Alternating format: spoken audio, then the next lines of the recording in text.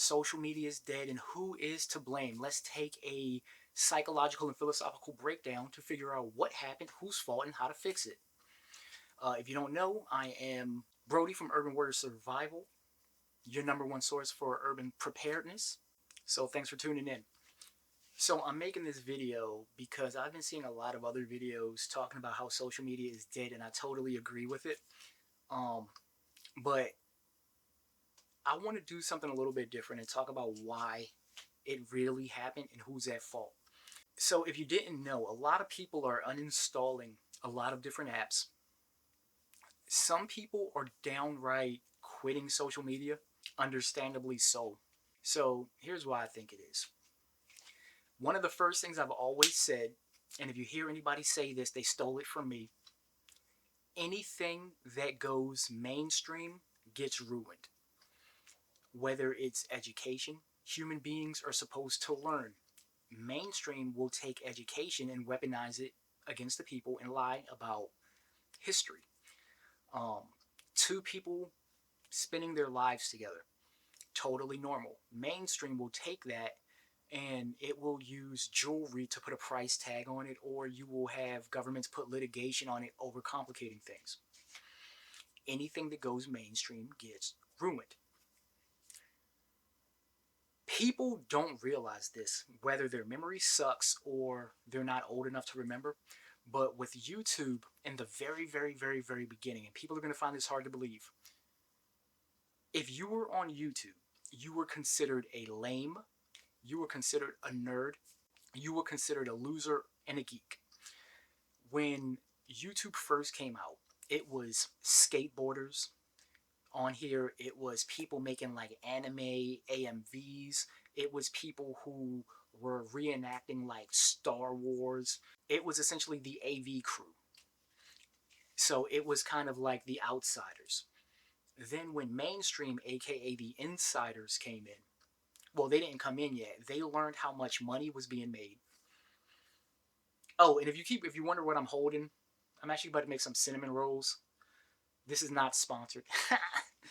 um, when mainstream people came in, they came in after they realized how much money was being made by gamers and streamers or what have you. So now they wanted a piece.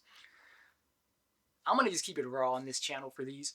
You ended up having a whole bunch of people who were not creative, who had nothing unique going for them, come onto the platform and start creating content. So this was a double-edged sword for content creation, where anybody can pick up a camera, anybody can go live. It's kind of like an opinion, right? People will be like, oh, everybody's entitled to their opinion. But I would always say, yeah, this is true. Everybody's entitled to their opinion, but people need to stop abusing the privilege, right? Because not everybody is realistically smart enough to have an opinion. A lot of people don't know what the hell they're talking about. Content creation is the same way. You have a lot of people who don't really have anything to add because you're an influencer, right? So when you're influencing a person, what are you influencing them to? Like, what direction are you sending them?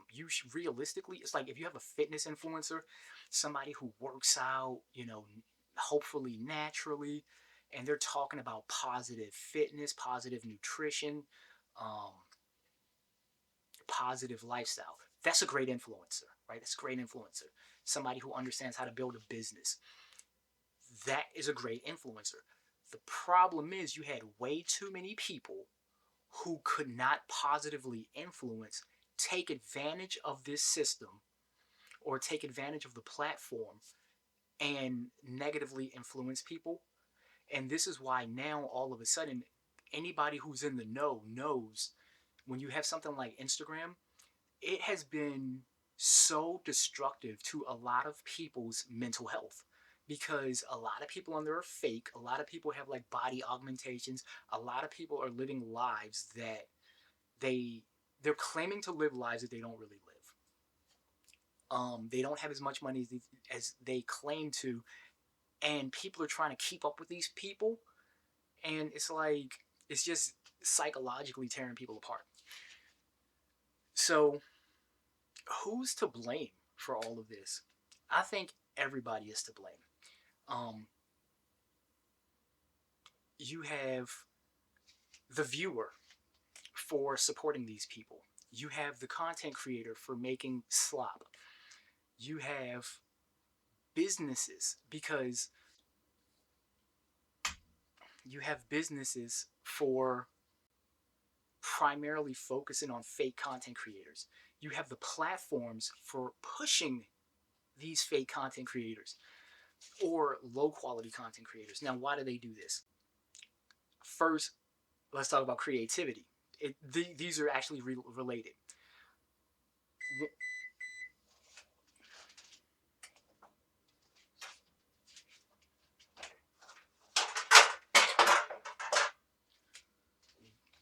One of the issues is when you're creative, you're going to end up being a trendsetter instead of a trend follower. I have to deal with this issue all the time. I will create something that nobody else is really doing, but yet because nobody else is doing it, mainstream doesn't necessarily accept it. So now you're dealing with death of creativity. And when you deal with that, you end up having less viewers. And because you have less viewers, platforms will see you as less profitable or less marketable. So will advertisers. They'll see you as less profitable, less advertisable. And then they'll focus on people who are doing things that are more general, more trending.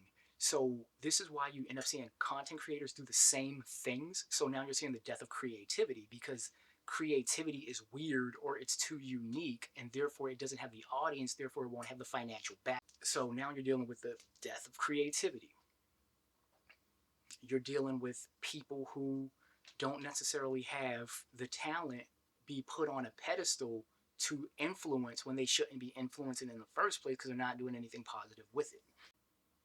And because of all of this, we've hit a crescendo, or I believe we've hit this crescendo where we've hit the peak of social media to where people are tired of the negative physical impact, the negative mental impact, the negative psychological impact of low quality content creators.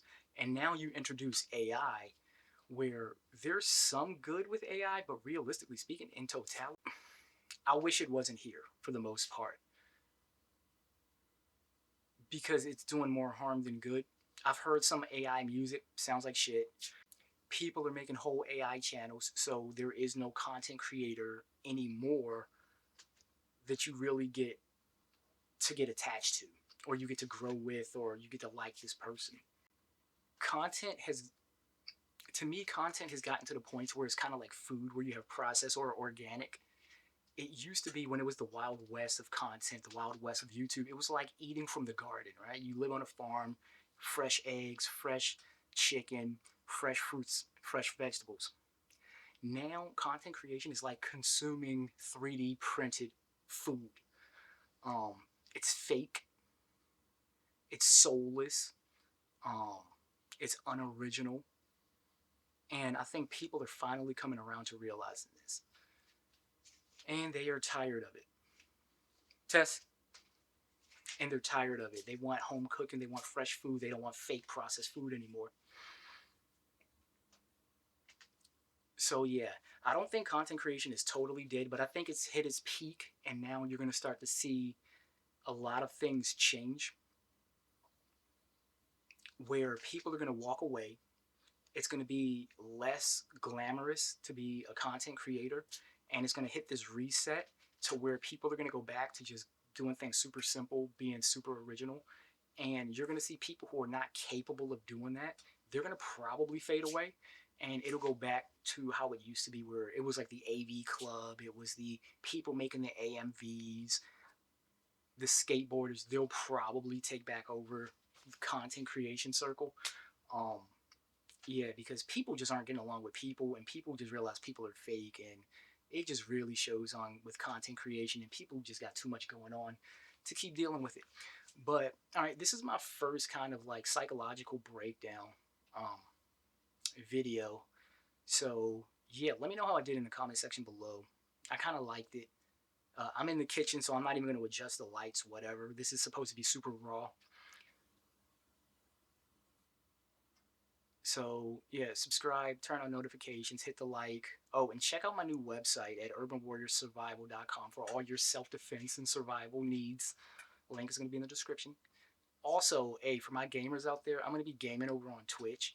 So I'll be playing survival games like Zomboid and or Project Zomboid, Vane, DayZ to kind of go with my self-defense and survival content. So once I'm done with all my work for the day, I'm going to be heading over to Twitch. So come hang out, say what's up, get to meet me. Let's talk some prepping. Let's talk some martial arts. Let's talk some anime and manga. So thanks for tuning in. Oh, and I'm also available for consultations too. I forgot about that. Also available for consultations. I am a urban preparedness coach. So if you want to start learning how to live more in tune with nature and be more self-reliant, go ahead and hit me up with a message on the website. Just go on the contact page. Link is going to be in the description section below. Thanks for tuning in. See you on Discord. This is Brody from Urban Warrior Survival signing out. Peace.